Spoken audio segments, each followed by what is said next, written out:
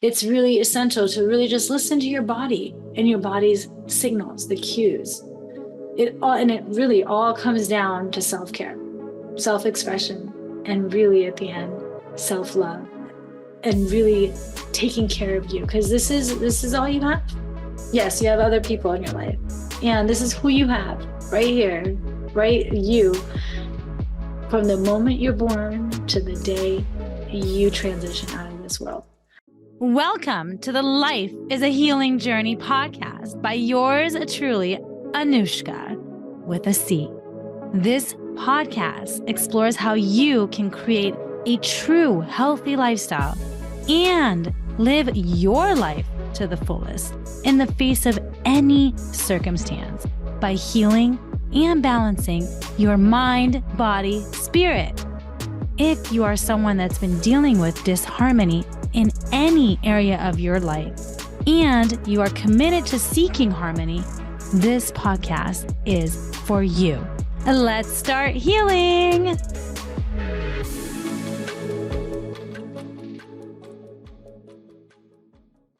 Today's podcast is the continuation of intuitive living, where last episode was all about intuitive eating. So check out the previous episode 31 if you missed it to learn more about that and how you can incorporate that into your life. As mentioned previously on that episode, intuitive living has been defined that there is a universal, unconditionally loving, intelligent life force that exists within and all around you at every given moment. It dwells within you as a profound insight, a bright guiding light, and a fluid fountain of inner wisdom. You can open up to this magnificent source and supply of know-how and good judgment through your intuition. That silent superpower that I am all about is that intuition, which you always hear me speaking of. And it really is what tells you what feels correct for you, what feels that's most beneficial and accurate for you at that point in time. And as I always say, is at that point in time being key, because intuition changes at any given moment. That's just intuition for you, because at any given moment, something new might come about. So many paths that we can take and never know what's happening outside of us. So the next part of intuitive living is all about there's two more parts, right? Intuitive exercising, and we have intuitive sleeping. So today will be about both of those. Intuitive exercising is a big one, as they all are, because many view exercise as something that they should do, right? Instead of looking at it as something that, oh, this is beneficial to me, and how can I do something, exercise in such a way that I enjoy.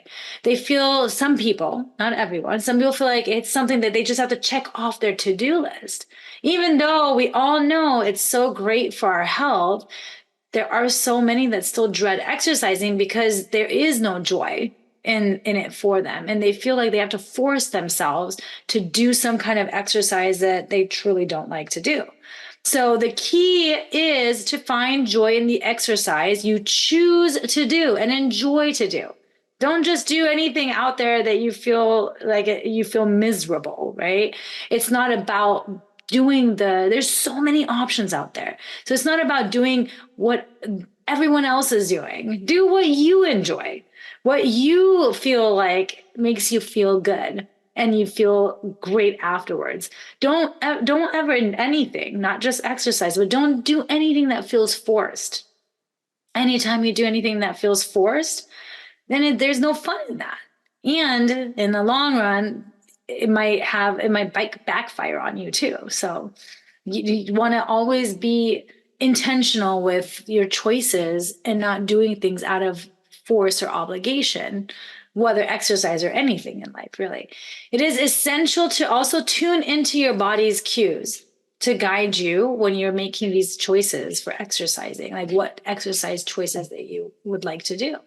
Intuitive exercise encourages us to let go of those strict rules and to listen to your body, really, in order to determine what is particularly that's going to spark your joy, because each person's body is unique and there's needs and preferences differ from one another. Having joy in the exercise also will raise your vibe. So it really will pull you. You'll actually feel pulled to want to do it rather than dread the exercise. Some exercises now here's one thing I'll say, some exercises can be tough during the exercise. It's not what I'm referring to. Right? You might, like, for instance, like strength training or Orange Theory Fitness, for me, for instance, I remember when I used to go, and unfortunately I don't go right now as much with, and I haven't in a while, just because I'm doing my best to follow the fertility guidelines and not push my body too much, too many vigorous workouts and whatnot, although I know I'll get back into it at some point. And I remember I had to push myself through those exercise, through that hour that I was there, because it is definitely intense workouts to really get you to push yourself to that next level. That's totally different than what I'm talking about. That's something that's hard in the moment. And yes, the ego wants to quit because it's like, oh my gosh, like there's so much more we can do when we put our mind out of it. Now, after the fact, I always felt awesome. And it's really what it comes down to is, how do you feel after? It's sometimes during, especially with any vigorous exercise, there's not like joy in like pushing that really, really heavy weight. I mean, maybe some people enjoy it, but it's usually right after. Once it's complete, you're like, oh my God, I just did that. Right. So now there's people that don't like doing that at all. And that's okay. Find something else that you enjoy. For instance, I will always prefer to go biking instead of running. I was going to just say, I don't really care for running that much. And I used to always look at everyone, they go run, and like, it looks so, from the outside, I'm like, it looks so cool to just go for a jog. And it's just not something I enjoy. Sometimes I will go on the beach and do a little bit of jogging on the sand for a shorter period. But it's not, then that's definitely more enjoyable. It's just not something that's like my favorite thing to do. I would prefer to go biking over running or hiking even. That's just my preference. Right now, there's people that love to go hiking. Not to say I don't enjoy that. It's just really a preference, right? What is it that you choose to do that's on a regular basis? Like, for instance, if you know me at all, I have an obsession with volleyball, and it's beyond just the work. It's like literally the workout is a bonus for me. There's so much more about it because I am truly out there. It's mental. I call it like my mental sanity right now. It keeps me sane because I get out there, even as crazy as it sounds, I'm willing to get up before 5 a.m., which I never thought I would ever do, which is before sunrise, driving before sunrise, just to go to the beach and play, since now I'm about half an hour away. And I do it because I get pulled to doing it because of how much joy it brings me. And it's complete mind, body, spirit. It's that mental clarity. It allows me to really just be present. And then from the body perspective, release any emotions. And truly, there are times I just yell quite a bit on the court. I like get it all out. I release. And of course, you're grounding, right? The spirit side, being connected to the energy of the ocean, the beach, all of it, right? So for me, it's a full on mind, body, spirit healing. And the exercise is a bonus. And that's what I'm saying is looking for things that truly pull you. I never thought I'd get up that early, ever. And only for traveling. And then now I do it for volleyball. I also, for instance, love to dance. Now, some might look at it as like, oh, but that's not really exercise. Oh, but it is. Have you ever danced for like a whole song straight, like as if you're like doing a dance performance? Oh, it definitely gets you work. So if you enjoy dancing, which I definitely would love to do more of that. I remember back in my 20s and even early 30s, I loved going out. I used to go clubbing all the time. And my thing was truly to go dance. I love that loud music. You feel the vibration of the speakers and within your soul. And I remember just loving the sensation of that, especially with the songs and just dancing 5-6 times a week at times. I look back, I'm like, oh, no wonder my endurance was so high, because I would go for hours straight dancing with some of my friends. And I definitely, like I said, would love to be more intentional about it, because there's not as much opportunity to do that.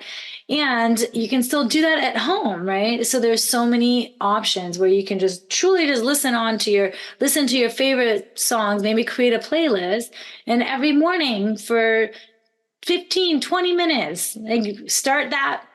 And even that can be a lot, but start with just 15, 20 minutes, and you can always increase it and really give your full body a workout. It really gets you winded, huffing and puffing and all.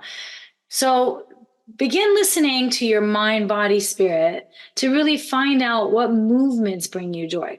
What exercise brings you joy, to really, to more than anything, increase your heart rate so you can maintain a consistent exercise practice on a daily basis, or maybe not even daily. I don't go daily, right? So I think it just, again, varies for each person. I know they say ideally for 30 minutes a day, get your heart rate up. And I think that's great as well. Now, because I play volleyball about 3 to 5 times a week for about 2.5 to 3 hours each time, I take those other days to rest, because again, that's important too.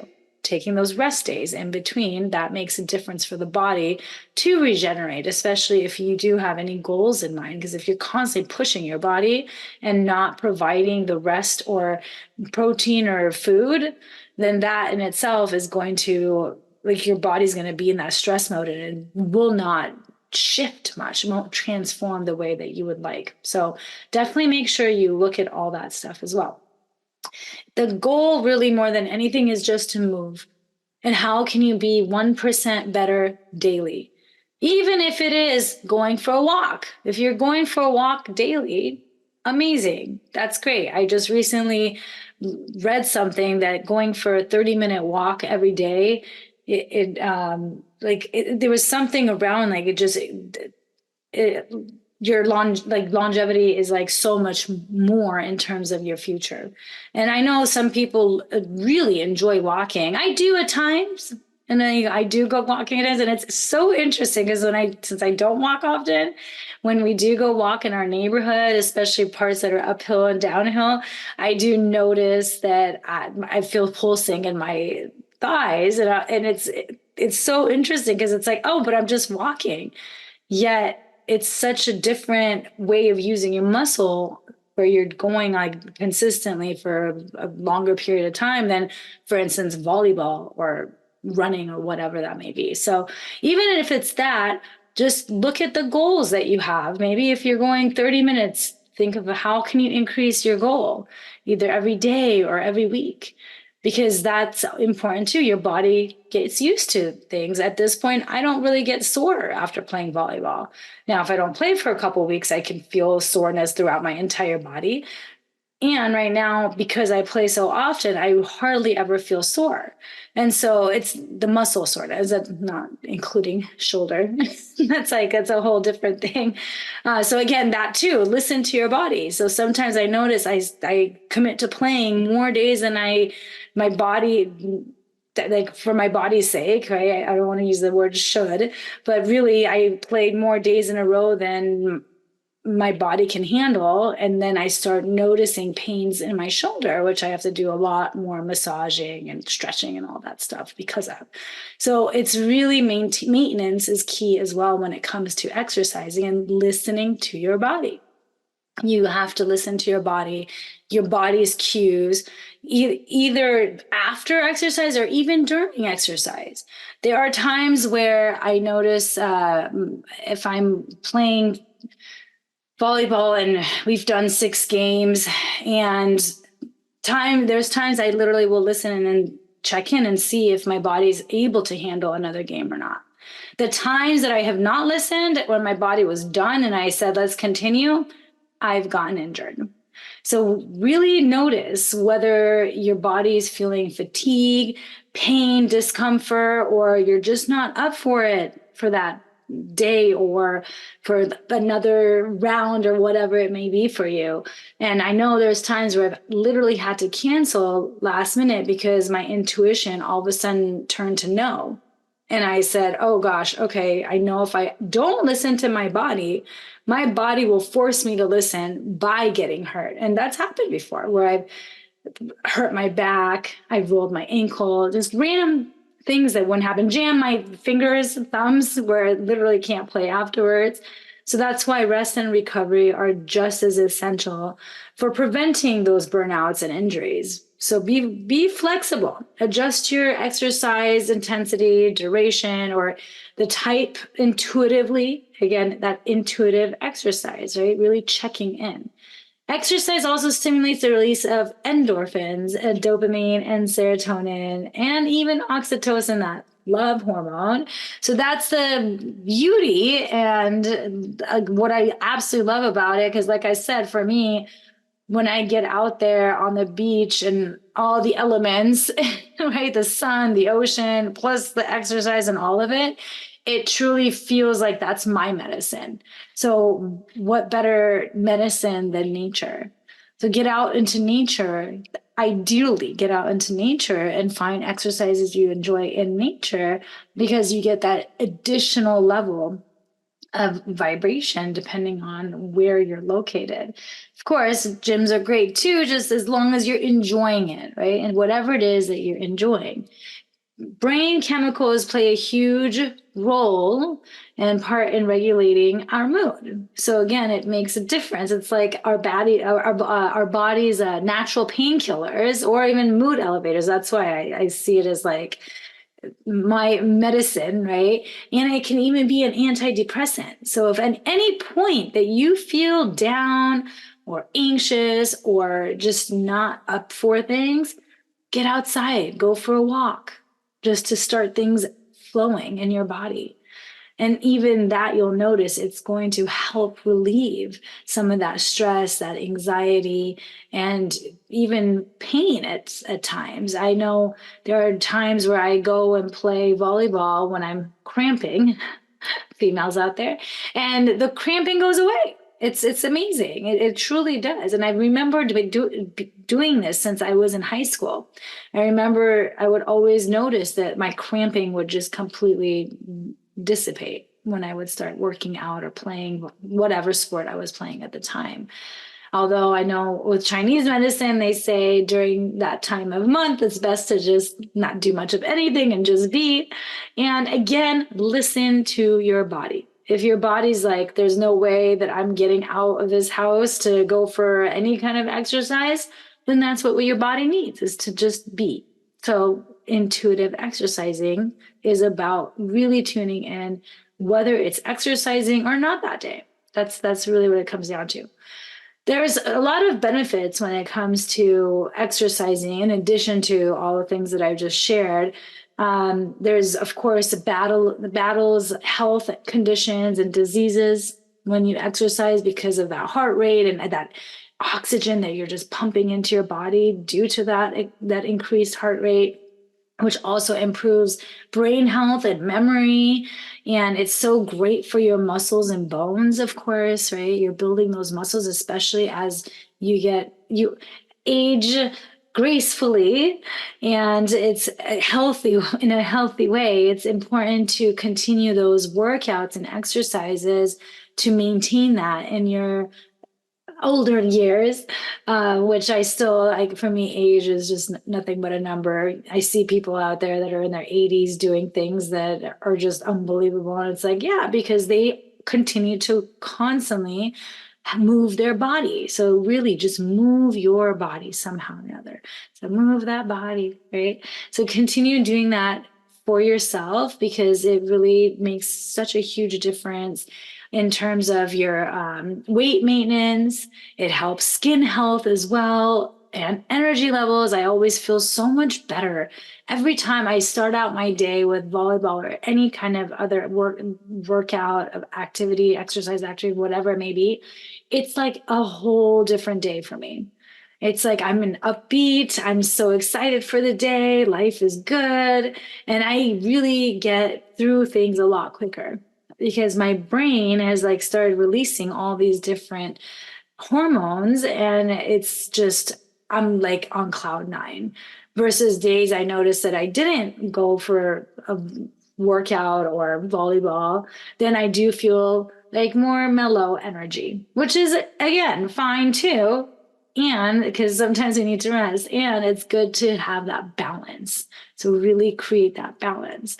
The other part is it can, of course, be fun and social, right? So if you actually really enjoy any kind of workout, like I love going to different places. Like, yeah, it's cool to work out on my own at home, but it's not something that I personally really love to do.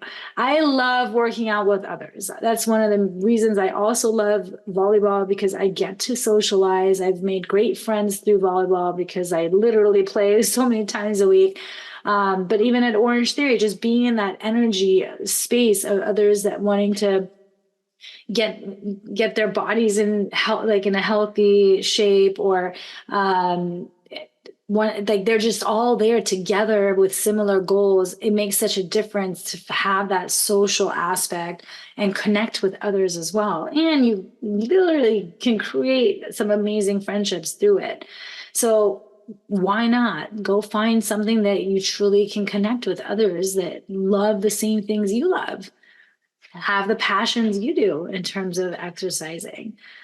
And of course, it promotes better sleep. The days that I play, I always have great sleep anyway. I think I'm very grateful for that. So many people around me don't have that. And I know how important sleep is, which again, speaking of sleep, we're going to get into that next. But what I wanted to say lastly is just exercise truly, it really puts your body in a place of just getting really, really deep, great sleep that night after you work out. Sometimes I do notice, for instance, if you are one to work out at nighttime, might take a little while to wind down. And either way, it'll just allow your body will want to take that deeper sleep, which again, speaking of sleep, we have intuitive sleeping, right? And I know for me, I know whenever I do play really hard, for instance, like days that I play 7, 8, whatever, however many games, that night I need to sleep more than 8 hours. I notice the difference. If I sleep less than 9 hours, I notice it in my body. But if I sleep 9 hours that night, which usually I do because of how much my body needs it, I wake up feeling amazing. So notice that for yourself too. Again, each person is different. So of course, last and not least, it's the intuitive sleeping, as I mentioned. So really it's checking in to seeing, learning about your body and how much sleep does your body need.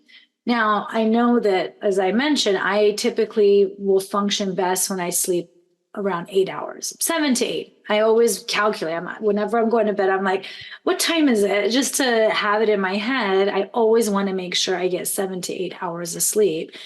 For the most part, it's more like 8. It just depends on the day before. If I didn't have much activity the day before and I ate very lightly, then 7 is totally fine. So it always depends on the day and how it went, how much sleep is necessary for me. And that I feel like goes for most people. So really just tune in with your body and see, because it all depends on the various activities you've had throughout the day. It could even be not necessarily exercising or working out, like I mentioned, needing that 9+ hours when I play volleyball. It could even be you had a really stressful day at work, or you were super swamped at work, or whatever. Maybe you're like a mom, and I get it. Moms, like I know one day I'll experience it. It's just very tough to sleep because of a newborn baby and whatnot. And when you do finally get the chance to sleep, you'll notice a significant difference that day, that morning after, compared to how it's been. So take a look and see when you don't allow your body to sleep, like how it impacts your body. Because when you don't sleep, you do go into survival mode. That's just what happens when you lack. And that's the reason why a lot of people, when they lack sleep, so many other things are impacted in their life. They are coming more so from their unconscious. They're not as conscious because at that point, they're literally survival mode because you're just not able to function as well as when you have had a good amount of sleep. So they'll notice that when you do have lack of sleep, you'll notice that you don't want to exercise because you don't have the energy for it. There might even be you don't care what you eat. So intuitive eating goes out the door. Intuitive exercise goes out the door. Might even binge eat just because when we eat, as talked about intuitive eating, when we eat, it actually puts our body into the digestive mode, activates parasympathetic nervous system, which allows our body to get tired. So it's all subconscious. And we do that just to get the body to finally get tired to want to sleep. It's just all this happening, and it makes it more difficult to be mindful. You become more mindless and everything just goes out the door because it's just you're not as conscious. It truly is like your body is seeking some type of way to feel good. So it becomes really difficult to be mindful. And lack of sleep also causes less patience.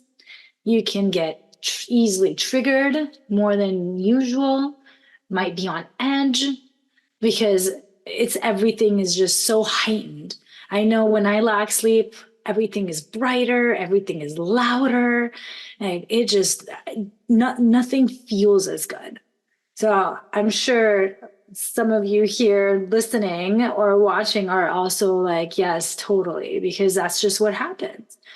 You come more at that time from your ego self rather than your higher self because you're less conscious and you're more on autopilot. And sleep is so essential, especially if you're going through some medical condition. If you've had surgery, for instance, or maybe you've gotten hurt, like your body, a part of your body's gotten, so even though, like I mentioned, like having those long volleyball sessions, right? For me, or having like a really hard workout, your body needs time to repair and rejuvenate. And that's what happens when you're sleeping. Your body activates that parasympathetic nervous system, gets activated. And in that state, human growth hormone, I mean, there's a whole episode on this that's called the autonomic nervous system, which I go further into. And this is why people really do get more injuries when they haven't had enough sleep. It's just that's what happens because your body is just not in that state of repairing and rejuvenating. And those that have had like major surgeries or even injuries, a lot of times they stay in that coma in order to keep them, and they'll leave them in a coma. So at hospitals, you'll see they keep patients in a coma for a period of time to keep them from activating that sympathetic nervous system and having them truly just have their body repair and rejuvenate. Because when SNS kicks in, then a lot of that stuff goes out the door, right? Immune system, all that ends up shutting down. Human growth hormone doesn't get produced, so it all impacts the body. And of course, babies and toddlers, there's a reason why they need so much more sleep. It's to grow, right? So definitely it's so important to have the sleep. Otherwise, as I mentioned, that immune system, if it weakens when you're not sleeping well, then you're more susceptible to getting sick. And that's why a lot of people you'll see that are really stressed out are usually the ones that tend to get more colds and flus and all the things, because their body doesn't have a chance to repair and rejuvenate because they're in that stress survival mode constantly. So you got to remember, you are not a robot.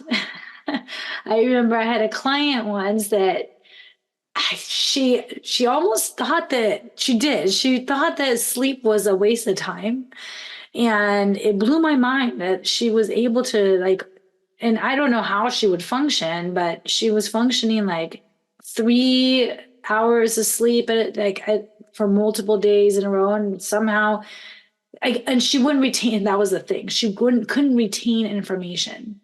And I remember that was the biggest things that I was saying to her. I was like, well, you're not sleeping, so you're truly not able to retain information to the extent that if you were fully rested.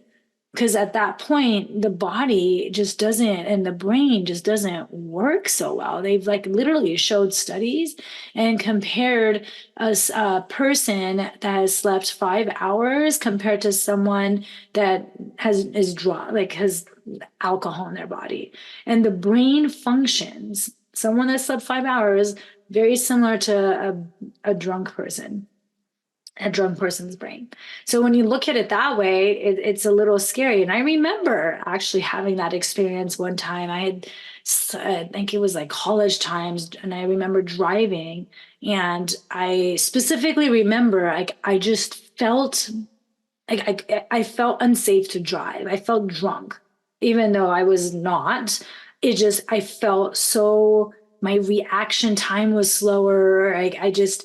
Things just were not, they were just not functioning normally, like if I had slept 8 hours. And I think it was just several nights of not much sleep because of finals or whatever was happening.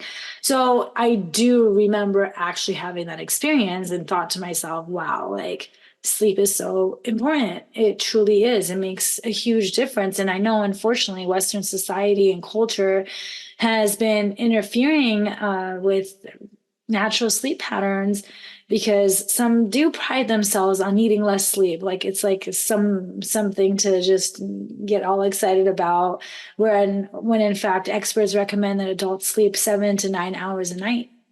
Adults who sleep less than 7 hours a night may have more health issues. So maybe some think that, oh, I don't need that much sleep.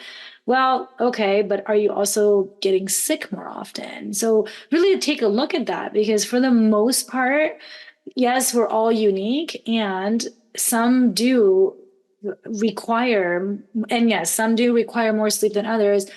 But overall, we're all human, and we all need that time to sleep and have the body really get into that REM sleep, right? That's like about the sleep quality too, by the way, because that in itself is so important. And a lot of people these days sleep much less than they used to in the past. So it's really more about quality of sleep and not quantity as well. Getting to that REM sleep, which is crucial to really allow your body to fully be unconscious and rested. With all the stimulation these days too, with TVs and screens and iPads and all the things, unfortunately, that can impact sleep as well because of the blue light, right? So you want to also, like, I know with my phone and most of my devices, I think even my TV, even my computer screen, everything, I've switched it to where at sunset, it will shift to completely zero blue light. It's all warm light just for the eyes, because that makes a difference in terms of how your brain is being stimulated. So really take a look at that for yourself too, because when we have that in our vision, it's going to take longer for us to get into that delta sleep. And of course, also, what are you watching the last couple hours before you go to bed? Are you watching things that are very action and stimulating? Or are they like a low vibing type of shows or series? Or there's so many of these like serial killer type series out there. And watching that before going to bed really does impact your sleep as well. As much as you may think that's not the case, a lot of people are like, no, I can handle it. It's like, yes, maybe on a conscious level, and you don't know what's happening to your subconscious. I know for one, I cannot. Like, I know for as long as I remember, even as when I was younger and we'd watch scary movies, I remember always saying, "Who's staying the night at my house?" Because I was always so scared. And somebody had to stay the night at my house. One of my friends had to. Otherwise, there was no way I was going to the movies. Nowadays, even just hearing the sounds of some of these series, like where you just know it's like a suspenseful music, even that, like I just, my whole body cringes because I just know that that's just such a lower vibe and it impacts me. So as soon as it's sunset, no more. What I do is I am very intentional about just watching things that are very light and comedy and maybe rom-coms, things that are like all about love. And even like towards the really end, I mean, I do it for mindlessness too. It's like, okay, how do I decompress? So I do play games on my phone at times. But that's just some of the things that I do to just decompress and become mindless. I don't even respond to any messages or calls or any social media stuff at a certain point for a couple hours before I go to bed. That's just how I've just been for the last, I don't know, several months at this point. And at the end of the night, I always just put on Friends, like till this day, one of my favorite shows, and I still laugh. And it's because it's so mindless, because I've seen the reruns over and over, that I don't have that interest in seeing, okay, what's going to happen next, which then it puts me out real quick. So it's really finding what your rhythm is and finding what really works best for you. And really, ideally, not watching anything stimulating 2 hours before bed. And they even say not watching anything at all on screens or anything 2 hours before bed. I have yet to do that. I don't know if I'll ever do that. I don't really follow that myself. But again, I've made sure everything is at least warm colors, no more blue light, because that's just part of my schedule. So I don't believe that every single person, again, has to do the same thing. It has to be what works best for you. And this is more so seeing what you can do to increase the quality of your sleep. So this is what I do personally, because it benefits me and it helps me decompress and go to sleep. So that said, if you are experiencing issues with insomnia or sleep apnea and different things like that that are not allowing you to sleep, it is important to seek professional help so you can deal with these chronic sleep issues and really see how that's impacting you in so many other areas.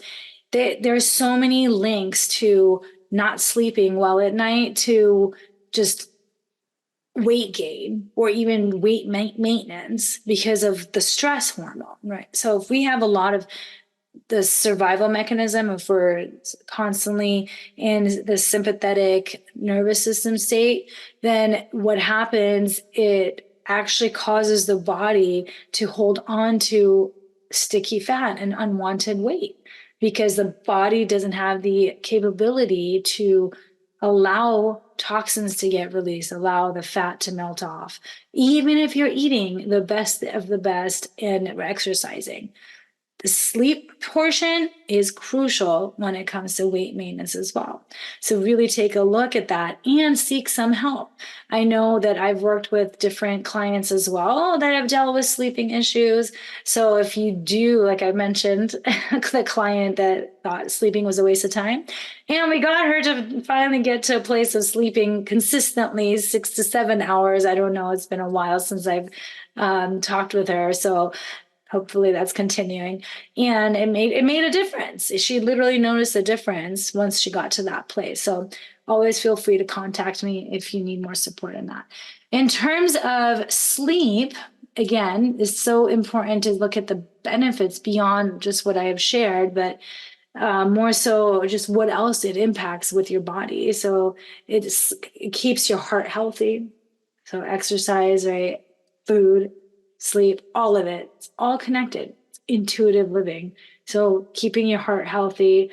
They say it even may help prevent cancer. Now, of course, the whole thing with cancer being that, and I've shared this in previous episodes, cancer lives within all of us. Cancer cells are within all of us now. It gets triggered based on suppressed or repressed emotions, specifically anger and resentment, and other things can add on, like the way you eat, alcohol, your surroundings, your environment, our skin is our biggest organ, so what you put on your body, and sleep. If you're not sleeping well, then guess what happens? You're not going again into the PNS state. Parasympathetic nervous system is not being activated. So therefore, your immune system is not fully functioning. And so your body's capability of being able to fight off these cancer cells becomes minimal. So that's why it's important to have that sleep and to reduce stress. Because again, when you're in PNS, in the PNS state, then you're not in stress mode. You're not, the cortisol is not being kicked up. Like we all need cortisol to some extent, right? That's what helps us function and get going. It's just that extra level of it. So that's really important. Sleep also reduces inflammation.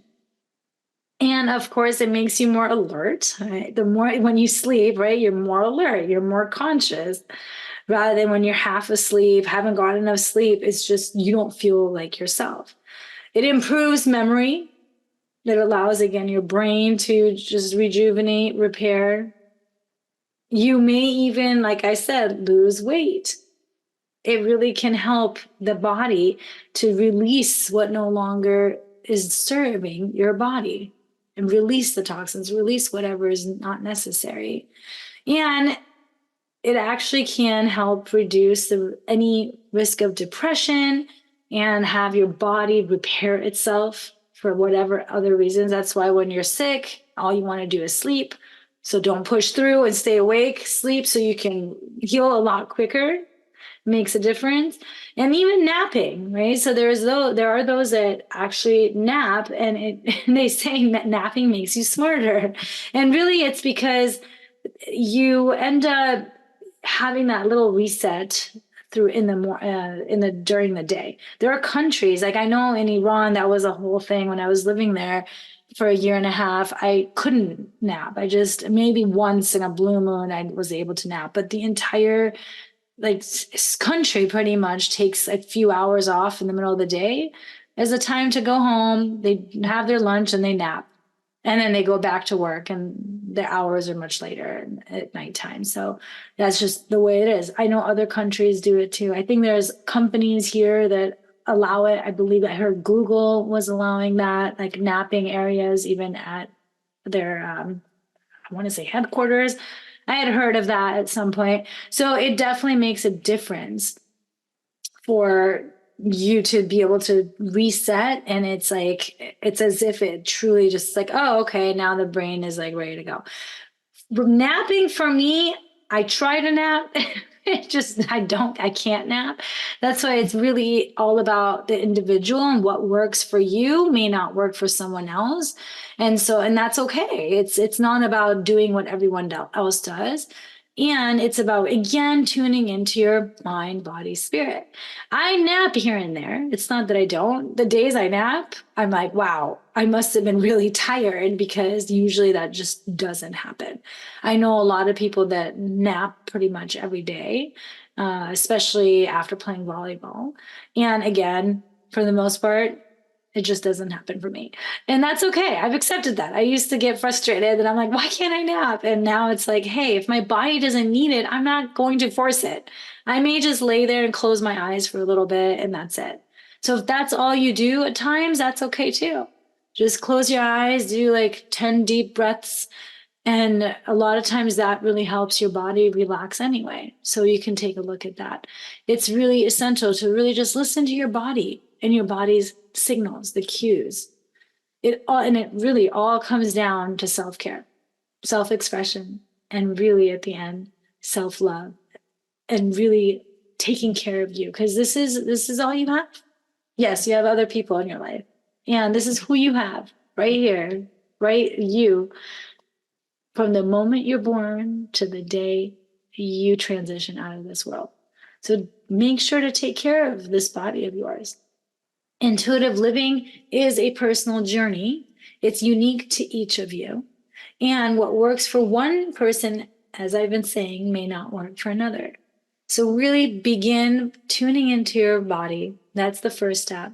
And then creating that mind body spirit connection to see what really benefits you and not someone else, not your partner, not your best friend or sibling or parents, but what benefits you. And ideally, yes, it'd be great if you and your people enjoy the same things. And if not, that's okay. Maybe you find one thing you enjoy together. And also, this is very important, is to really have this connection without the negative self-talk or guilt, and being very accepting and gracious with yourself if you do skip a day or if you mess up. Because, hey, at the end, we're all human, and no human will ever be perfect or do anything perfect. And the more you strive for perfection, the more disappointed you're going to continue to be. So allow yourself to have compassion for yourself. Allow yourself to be flexible and do the best you can. And now for the practice area to integrate into your life.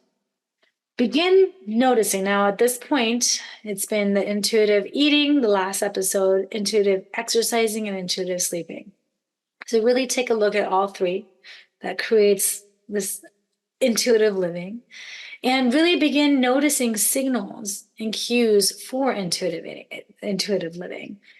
Start with the one that speaks to you most. Start with it. I always suggest the intuitive eating, and see whatever one that you want to begin with initially. And once you create that habit, and usually that takes 21 days, I say 30 just to make sure it makes it easier, like a full month. And once you create that habit, and then you can add on the next one. So consider doing that rather than not going all in, all three, wanting to make them all 100% perfect and all that stuff, because truly it's better to progress 1% daily than to go for the 100% and then stop because it was too much and all of a sudden you got overwhelmed and you don't do anything at all. So see what, and then maybe you do take on all three. It's just you take them on very little bits at a time, taking those small steps to gain trust in yourself, and really listening to your body. And then, of course, with that comes confidence in yourself too. Subscribe to not miss the next episode with our guest who has embraced life as a healing journey as well by balancing their mind, body, spirit. Thank you for listening to Life is a Healing Journey podcast.